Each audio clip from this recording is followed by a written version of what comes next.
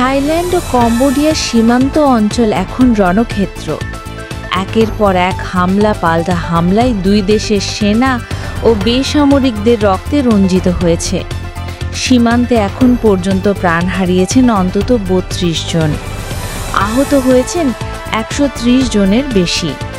পরিস্থিতি এতটাই ভয়াবহ যে সীমান্তবর্তী জেলাগুলিতে জারি করা হয়েছে সামরিক আইন, গড়ে তোলা হয়েছে ১৩০টিরও বেশি আশ্রয়কেন্দ্র।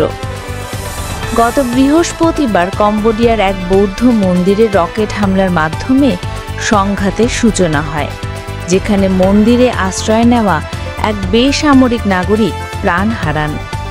কম্বোডিয়ার দাবি, এই হামলা চালিয়েছে থাই সেনারা। এর প্রতিক্রিয়ায় পাল্টা হামলা শুরু করে কম্বোডিয়ান বাহিনী। এরপরেই সীমান্ত জুড়ে ছড়িয়ে পড়ে তুমুল লড়াই, যেখানে বুলেট আর কামানের গোলার বিভীষিকায় ঘর ছাড়া হয় হাজারো মানুষ। কম্বোডিয়ার জাতীয় প্রতিরক্ষা মন্ত্রণালয় জানিয়েছে, এখন পর্যন্ত তাদের পক্ষের হতাহতের সংখ্যা ৮।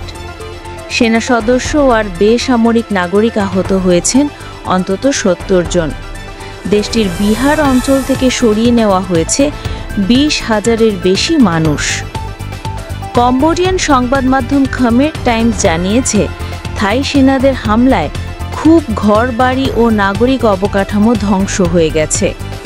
অন্যদিকে থাই কর্তৃপক্ষ জানিয়েছে, সংঘর্ষে তাদের ৬ সেনা সদস্য এবং ১৩ বেসামরিক নাগরিক প্রাণ হারিয়েছেন। আহতের সংখ্যা অন্তত ৫৯ জন। সীমান্তবর্তী ৮টি জেলায় সামরিক আইন বলবৎ রয়েছে এবং ৩০০টিরও বেশি আশ্রয়কেন্দ্রে সরিয়ে নেওয়া হয়েছে ১,৩৮,০০০ মানুষ। থাইল্যান্ড পাল্টা অভিযোগ করেছে, কম্বোডিয়ান বাহিনী আগ্রাসী অবস্থান নিয়েছে এবং মন্দির অঞ্চলকে যুদ্ধের ঢাল হিসেবে ব্যবহার করছে।